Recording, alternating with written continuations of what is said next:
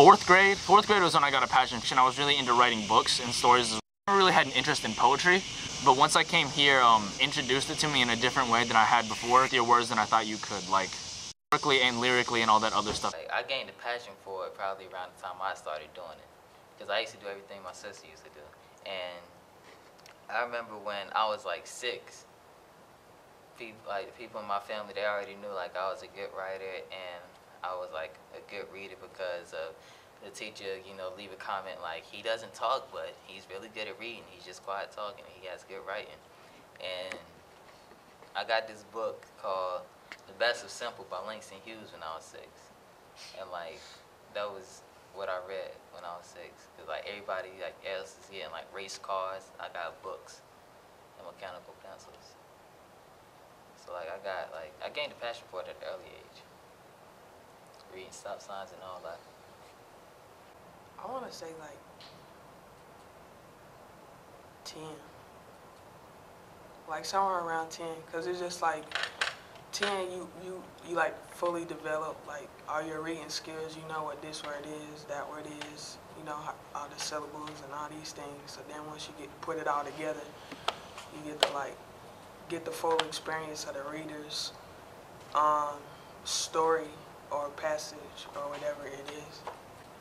I mean, I've had times like where I've had like writer's block and things like that, but I feel like overall the whole idea of losing the passion for it never really, you know what I'm saying, I never really had that. But I have had times where I was a bit uninspired, you know, where I couldn't really, you know, get anything out with that. But honestly, I've never had a passion for reading.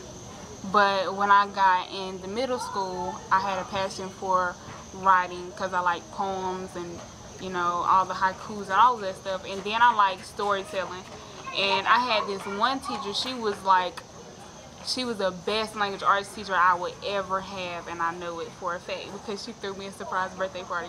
But anyway, she was just, I don't know, she just was so in touch with words and wordplay and the art of words. So I felt like she pulled that out of most of us.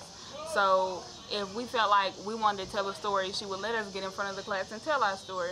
And she would be like, okay, well, you know, there's nothing wrong with anybody's stuff. It's just that, you know, she would critique us so we could be better at what we felt like we should do.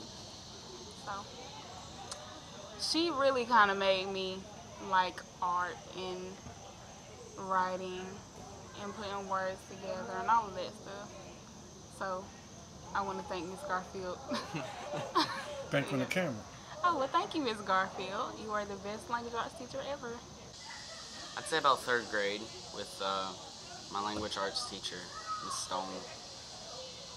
And she just, I don't know, I guess she was an inspiration to me because she wasn't a popular author, but she wrote, and she would read stories.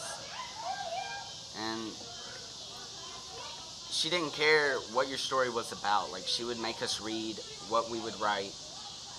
And even if your story made no sense at all, she would still appreciate it. Like it was a masterpiece or something. Do you think you could still appreciate reading as much today if you didn't have that teacher? No, I would have hated it. So when did you regain interest in reading and writing? Coming to author in action. Because you can't understand what you write unless you understand what you read. So, I mean, they brought it back to me all these years. All these years I've been going along just writing, not having to, you know, worry about what I was reading. You know what I'm saying? I didn't ever have to worry about nobody reading it. It always stayed in my box. It never reached the outside limit until I came to author in action. And it just seemed like from there, reading just became a hobby. Soon to be, you know what I'm saying, something I love to do, just like writing. So I'm working on that though. I ain't gonna say it's, you know what I'm saying, it's gonna take some time. And the point where I regained it is when I started failing. Honestly, I started failing at every single thing. like teacher would ask me questions, I didn't know what she was talking about. And it's like I didn't like the feeling that people around me, they were still doing all their fun things, but they still took time to where they were reading and writing and all that, but I didn't take time for it, and I didn't like the fact that everyone around me was passing and I was the only one failing.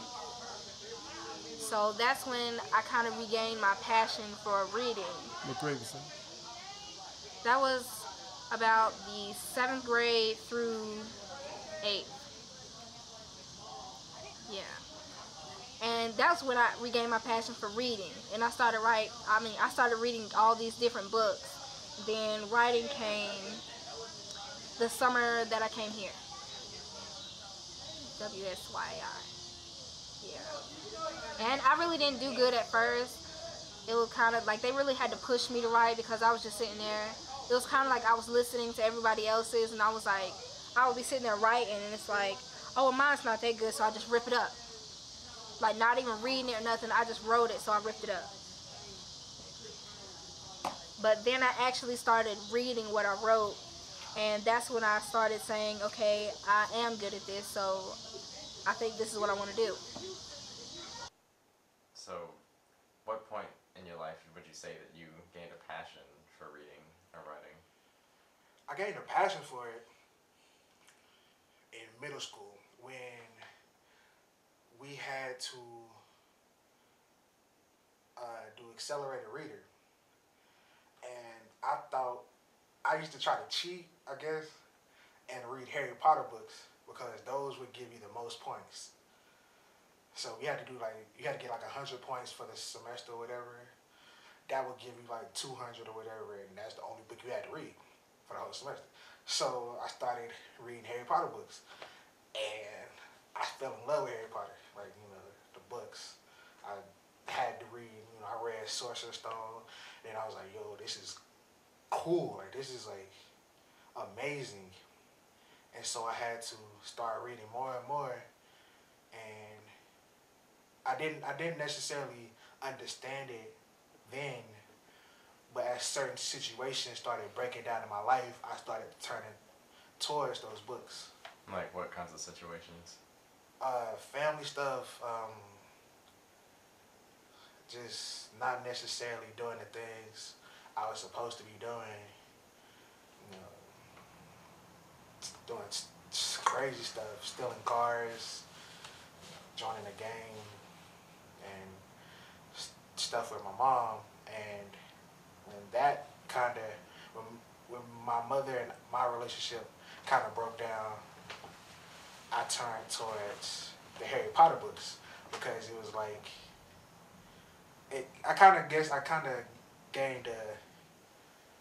I understood it more then, because it was he was around my age. He's 14, and he had all these problems going on, and then he went off to Hogwarts, and then everything was great and I wanted that. So I would read the books and be like, where's my letter to Hogwarts?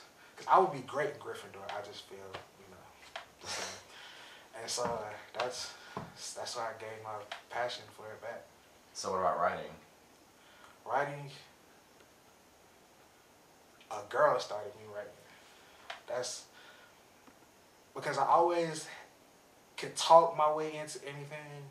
I've always had, I guess the gift of gab, I think that's what they call it. I could talk my way out of any situation. But then, when you're in school, can't really talk to the girl beside you. You have to write it down, pass notes. And we were reading Shakespeare in English class, and I liked this girl that was sitting beside me, so I wrote her a poem like Shakespeare. And I passed to her. She thought it was cool, so I started writing her more poems. And then, it kind of just snowballed from there. I wrote one girl a poem, wrote another girl, and then just started writing poems and took off from there. I never had a love for writing. I never had a love for reading. I had a love for love. Love without reading and writing was like, life without eating. You wrote a letter. You had to put it in the envelope. You had to go to the post office and buy a stamp. And then you had to wait a week, 2 weeks, a month to get an answer. Bro, that's the stuff of passion. Life was a message in a bottle. You wrote a girl a letter down the street. Had to go to the post office. And it might take a week for the post office to get that letter to her. She right down the street. And you pass by her house every day, wondering if she got the letter. And then she writes you back. So in a year, you got 52 letters. And you haven't even had the permission to meet her parents yet. Everything was earned.